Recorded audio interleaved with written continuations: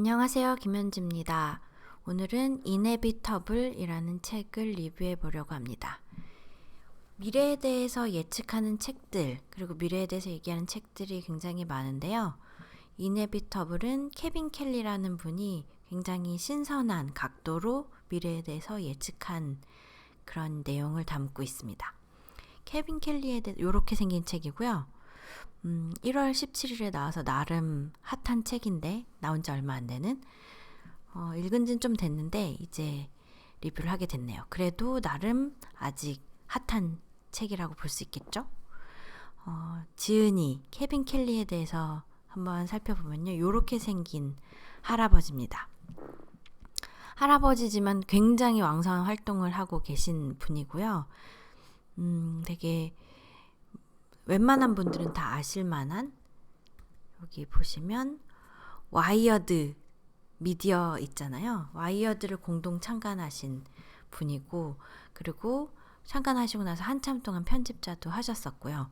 그리고 되게 여러 미디어들, 뉴욕타임즈, 이코노미스트 이런 여러 미디어들에도 기고하시는 작가이시고, 그리고 또 위대한 사상가로 불려요.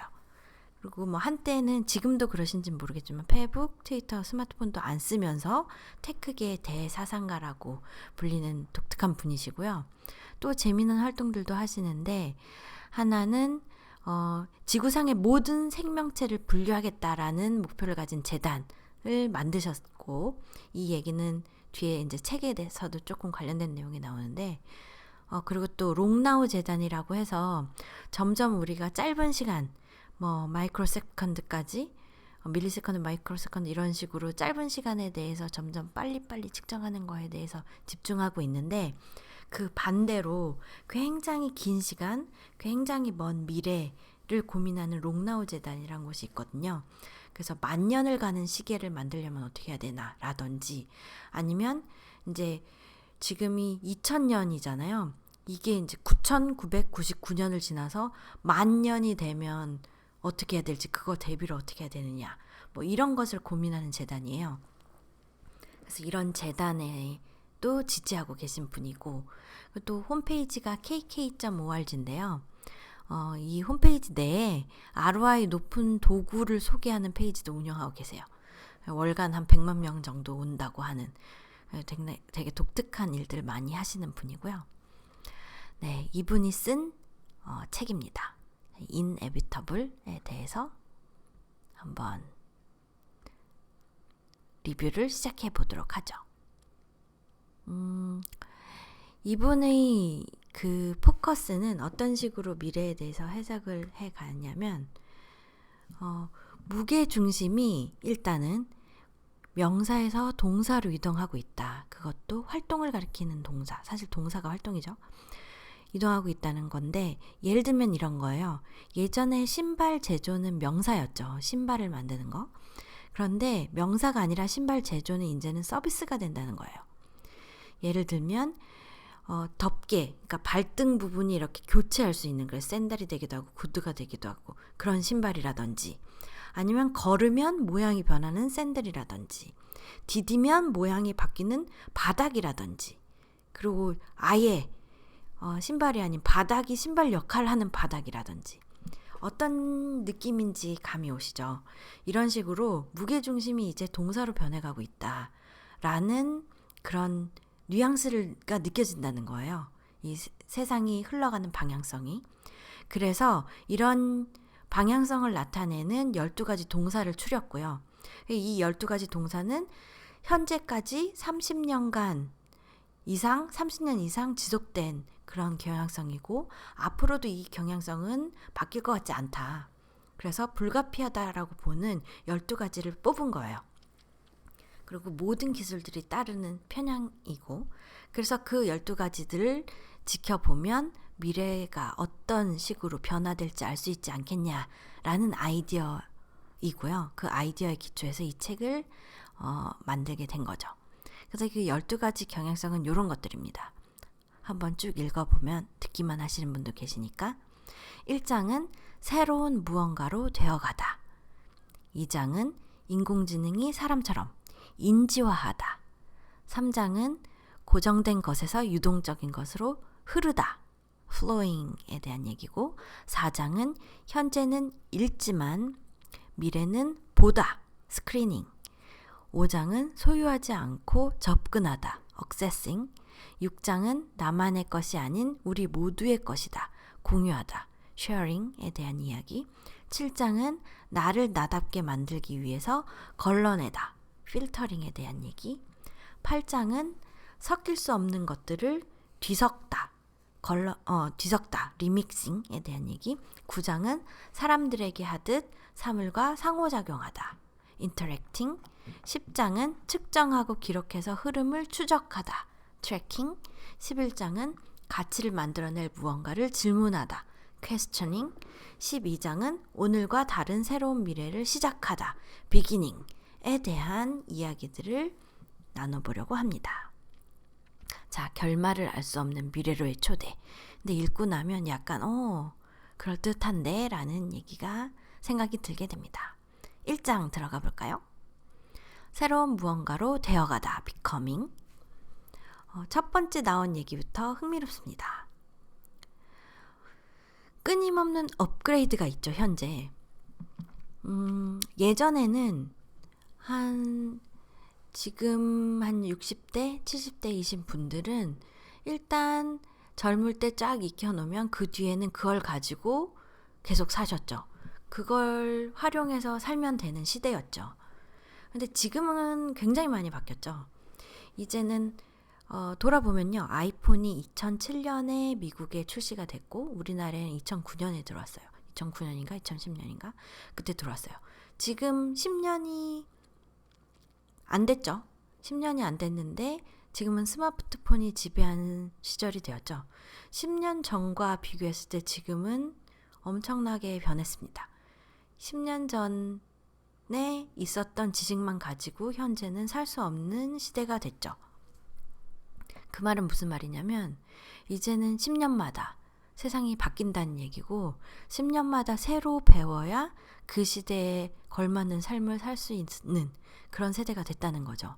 지금이야 10년이지만 앞으로는 5년, 3년 이렇게 빨라질지 알 수 없는 얘기고요. 그 말은 앞으로는 누구나 그 시대의 새내기라는 거고 계속 배워가야 된다는, 그 시대에 적응해야 된다는 시대가 됐다는 얘기입니다. 너나 나나 할 것 없이 다 새내기라는 시대. 앞서거나 뒤서거나가 없어요. 다 새내기입니다.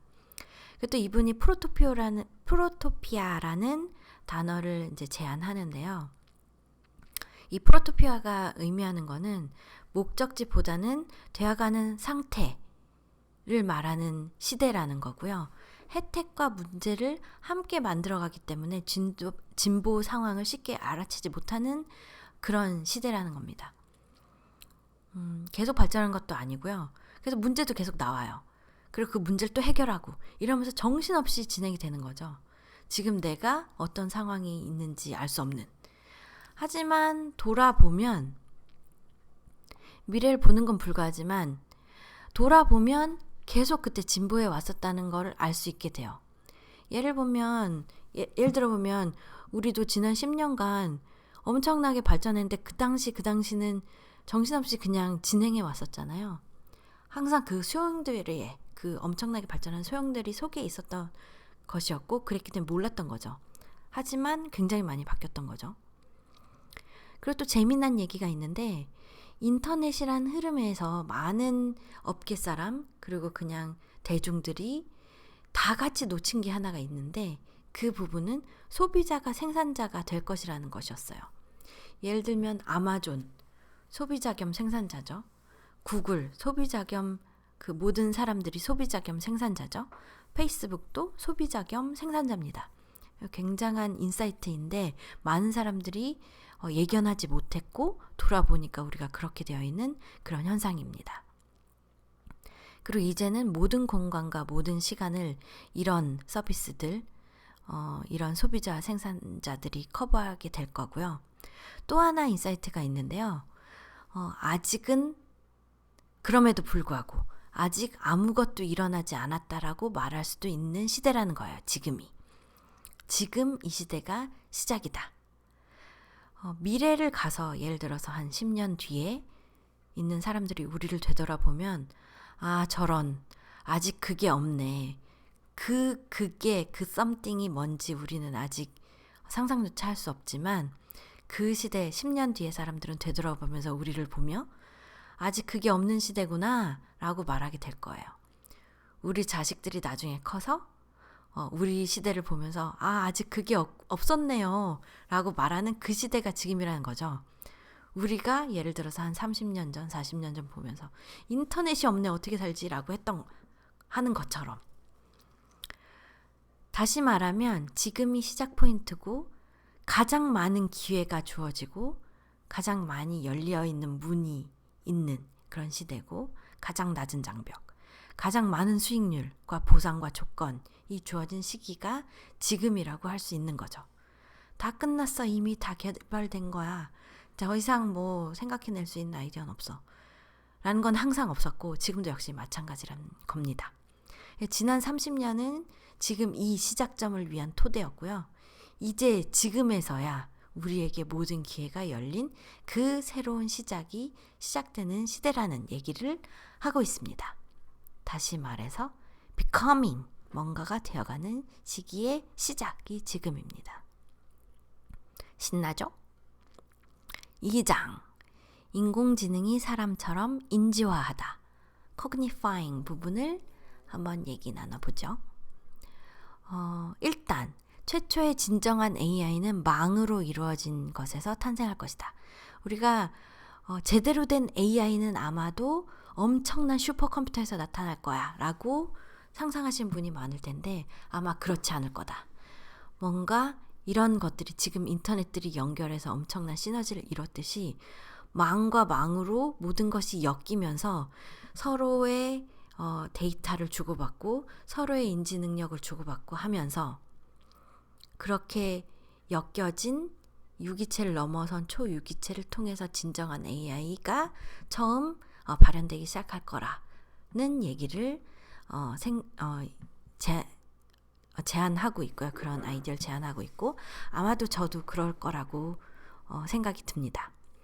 그리고 또 하나는 지금까지는 수동에서 자동으로 넘어가는 단계였다면 예를 들면 뭐 우리가 설거지하는데 식기세척기 생겼고 빨래 손으로 했는데 세탁기가 생겼고 그런 것처럼 예전에 그러니까 그냥 손으로 하던 것이 조금 반자동으로 수동으로 했다면 그 후로는 전기의 도움을 받아서 이제 자동으로 돌아가잖아요.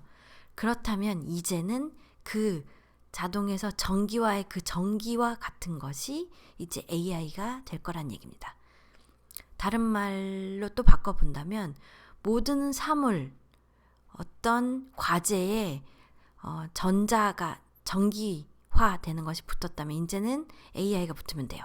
그 온갖 X에 AI, 약간의 지능을 붙이는 건데요. 예를 들면 그 X는 투자 AI, 카메라 AI, 음악 AI, 세탁 AI, 마케팅 AI 뭐 이런 것들이 되는 거죠.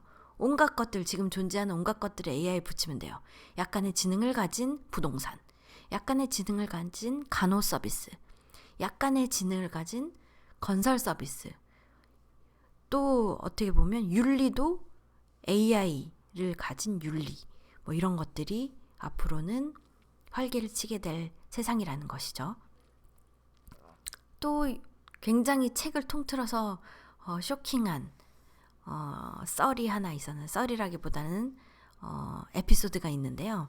이 케빈 켈리가 구글 있잖아요. 구글이 2002년쯤에 비공개 아직 상장되기 전에 기업 공개하기 전에 비공개로 미팅을 가졌었대요. 업계에 훌륭하신 분들을 모아서 이제 설명회를 가졌던 거죠. 그때 케빈 켈리가 이들이 검색 서비스를 하겠다라는 얘기를 듣고 왜 검색을 해요? 야후도 있고 이미 뭐 알타비스타 이런 것들도 다 있고 온갖 검색 서비스들이 많이 나와 있는데 왜 검색을 집중한 거죠? 그거 해서 뭐 하게요? 이렇게 질문을 한 거죠. 그랬더니 레리 페이지가 뭐라고 했냐면 검색이요. 사실 우린 검색하려고 하는 게 아니고요. AI를 만들고 있어요. 라고 했다는 거예요.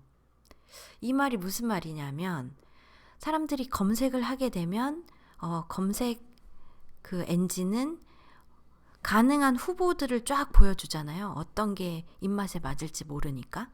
그 검색한 그 검색어에 알맞은 후보들을 쫙 보여주는데 그러고 나서 가장 자기가 마음에 드는 걸 클릭해서 들어가잖아요. 이게 무슨 말이냐면 그 검색 엔진을, 그 AI 머신을 사람이 훈련시키고 있는 거죠.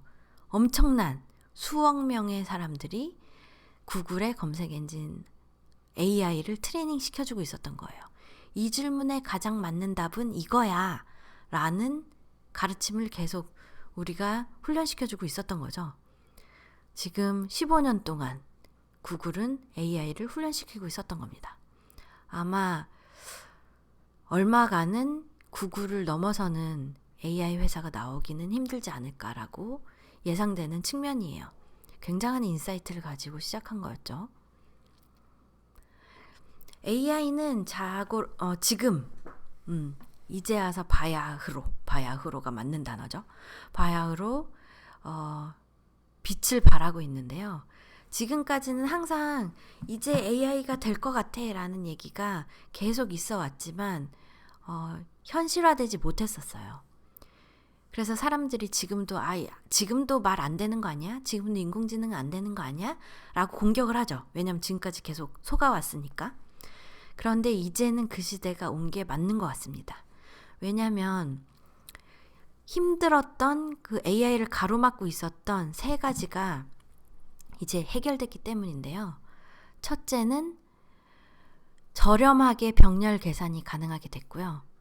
둘째는 빅데이터가 많이 쌓였고 이제는 세 번째는 더 나은 알고리즘이 확립됐기 때문이에요. 제프리 힌턴이라는 교수님이 예전부터 계속 이제 나 AI 만들 수 있는 로직 만들어낸 것 같아 라는 얘기를 예전부터 계속 해오시던 분인데 심층 학습이라는 아이디어를 내시면서 이것 예전부터 생각해 오셨던 거기도 한데 이것이 좀 더 확실하게 동작할 수 있는 알고리즘으로 자리 잡았고요. 이 심층 학습을 돌리려면 굉장히 성능이 좋은 컴퓨터가 있어야 되는데 그게 마침 또 GPU로 싸고도 빠른 속도로 병렬 계산이 가능하도록 이제 기계적인 뒷받침도 되게 되었고 또 이제 많이 학습을 시켜야 많은 데이터를 가지고 학습을 시켜야 그럴듯한 그 결과물을 내는데 그런 빅데이터가 이제야 많이 쌓이게 된 상황인 거예요. 그래서 이 3박자가 맞아야만 하는 세 가지 조건이 이제 충족이 된 거예요. 그래서 드디어 본물 터지기 시작한 겁니다. AI로 인한 변화 상황이 이제 진짜 눈에 다가오게 될 거로 보이고 있고요. 그 속도는 점점 빨라질 거예요. 사실 알파고가 사람들이 기계와 사람의 싸움처럼 봤지만 사실은 AI로 보강된 사람, 굉장히 많은 사람들의 행동들을 흉내내고 학습한 그런 사람과 한 명의 사람의 경기였죠.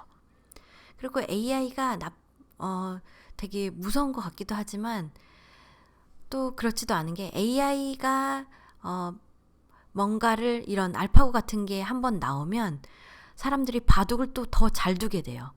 그래서 AI와 사람은 상호 보완 관계라고 할 수도 있는 거죠. 상호 발전하는 관계. 이게 굉장히 중요한 포인트죠. 앞으로는 사람이 이 기계를 얼마나 동료로 두고 잘 활용하는가에 따라서 얼마나 많은 성과를 가져가는지가 결정될 거예요. 우리가 바라는 AI는 의식하는 지능은 아니에요. 지금으로서의 우리가 바라는 AI는 의식하는 지능이 아닌 인공 영리함이라고 말할 수 있는데요. 다른 말로 표현하자면 비인간 지능이라고 또 표현할 수 있을 것 같아요. 이 AI의 생각하는 행태는 사람과는 달라요. 예를 들면 사람은 굉장히 많은 데이터를 검토하는 게 쉽지 않죠. 그런데 기계는 그게 쉽고 그리고 사람은 뭔가 어떤 순간 딱 보고 사람의 어떤 방에 딱 들어갔는데 두 사람이 있어요. 저 두 사람 싸운 것 같은데, 저 사람이 저 사람을 지금 괴롭히고 있는 것 같은데, 한순간 그 분위기를 읽어서 판단할 수 있죠. 그런 것들은 기계가 하기 어려운 부분이고요. 그래서 지금 현재 우리가 정의하는 그런 AI들은 사람들과 인지하는 능력이 좀 달라요. 그래서 지구에 있는 이 케빈 켈리는 아까 말한 그 지구에 있는 다양한 종은 클래시파이 하겠다라는 재단을 만들었다고 했잖아요. 그래서 지구에 있는 동물의 종의 마음을 탐구하는 일을 시작했는데, 이분이 가능한 마음의 형태는 매우 다양하다는 걸 알게 된 거예요. 그리고 복잡하고 색다른 지능이 굉장히 많다는 거에 또 놀라게 됐고, 이 말이 무슨 말이냐면 우리 인간들은 사회적 동물이잖아요. 그래서 사랑받기를 좋아하고 어떤 곳에 소속되어 있다는 소속감을 느낄 때 편안함을 느끼고 그러잖아요. 근데 예를 들어서 호랑이를 보면, 호랑이는 같이 무리지어 사는 동물이 아니잖아요. 걔네들은 사랑받고 있다는 거에 그렇게 연연하는 동물이 아닌 거죠. 홀로 사는데 익숙한 동물인 거죠. 동물들을 보면 다 제각각 다르죠. 어떤 것에 끌리는지 이런 것들이 굉장히 다양한 동물들이 우리가 이미 함께 살고 있는데, 이해하려고 그렇게 일반 대중들은 그렇게 애써오지 않았었죠.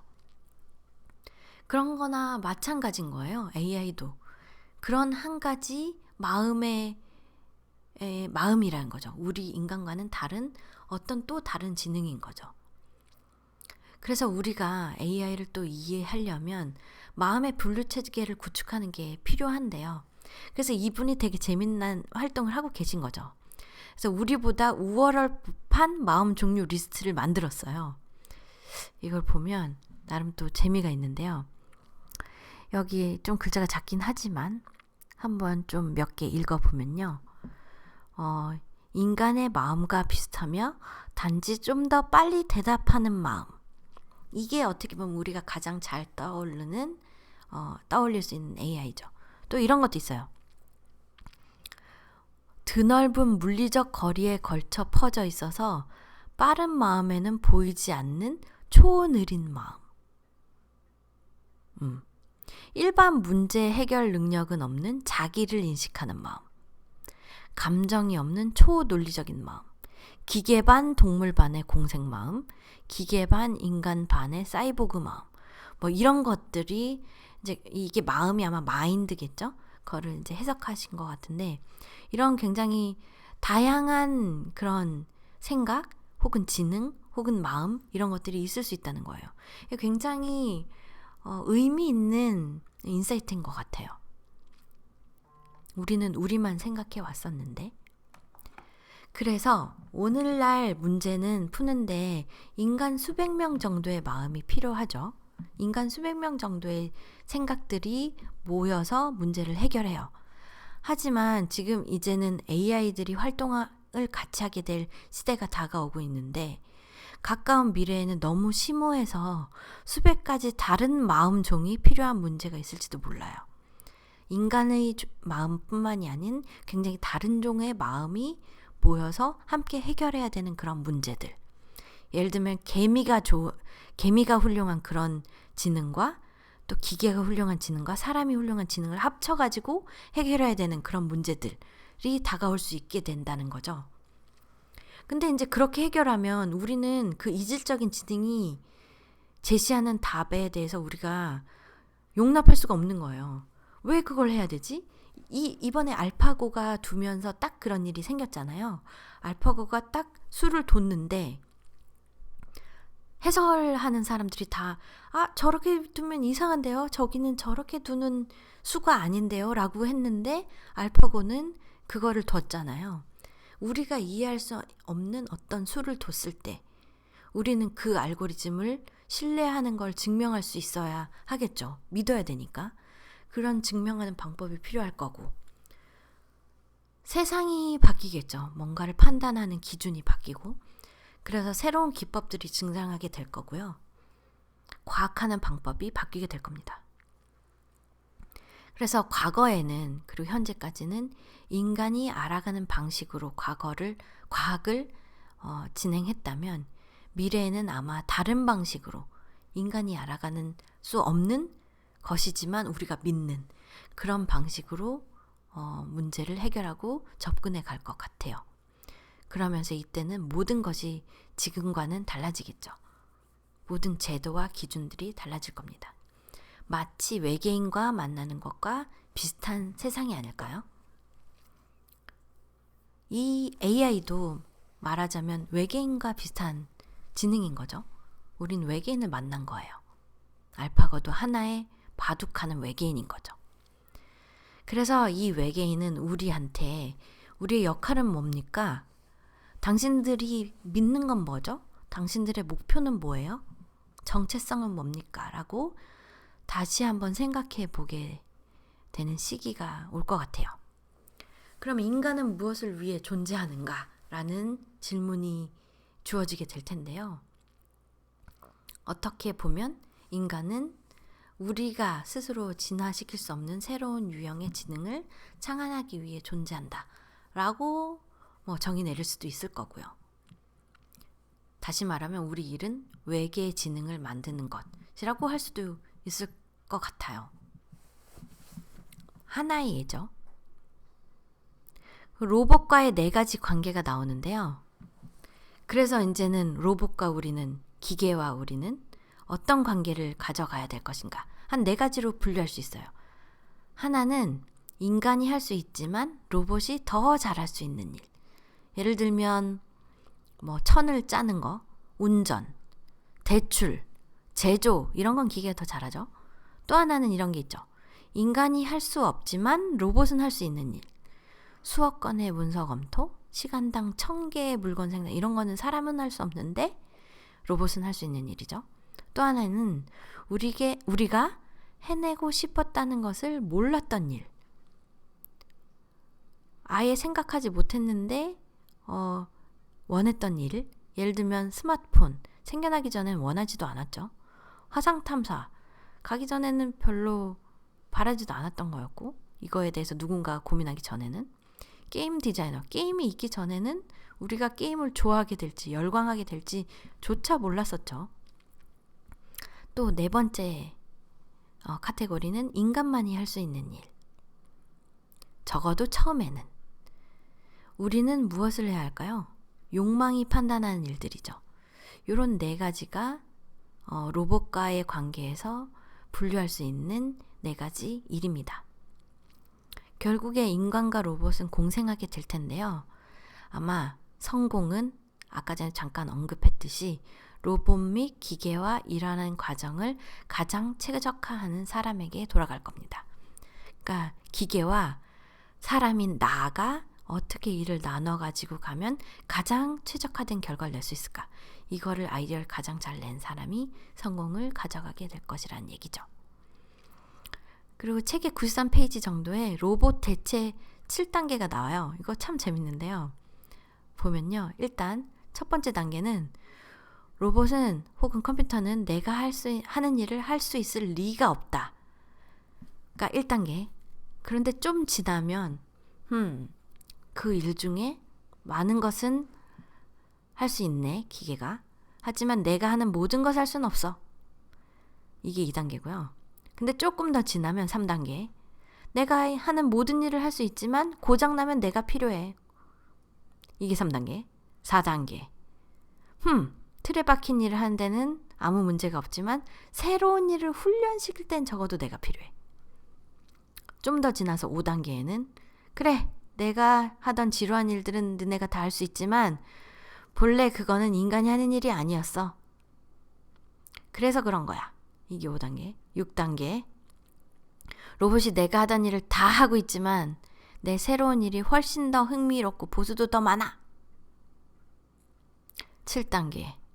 로봇, 컴퓨터가 내가 지금 하고 있는 일을 할 수 있을 리가 없으니까 너무 좋네.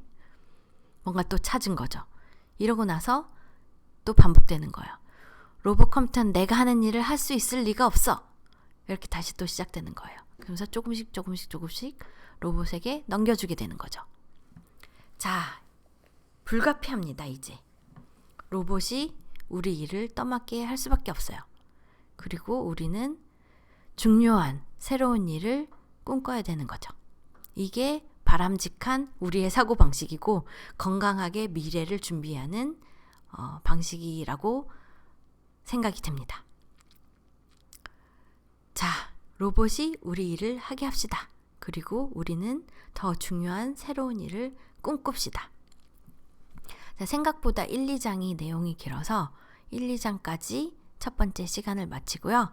다음 3장, flowing부터 다음 장 얘기를 시작하도록 하겠습니다.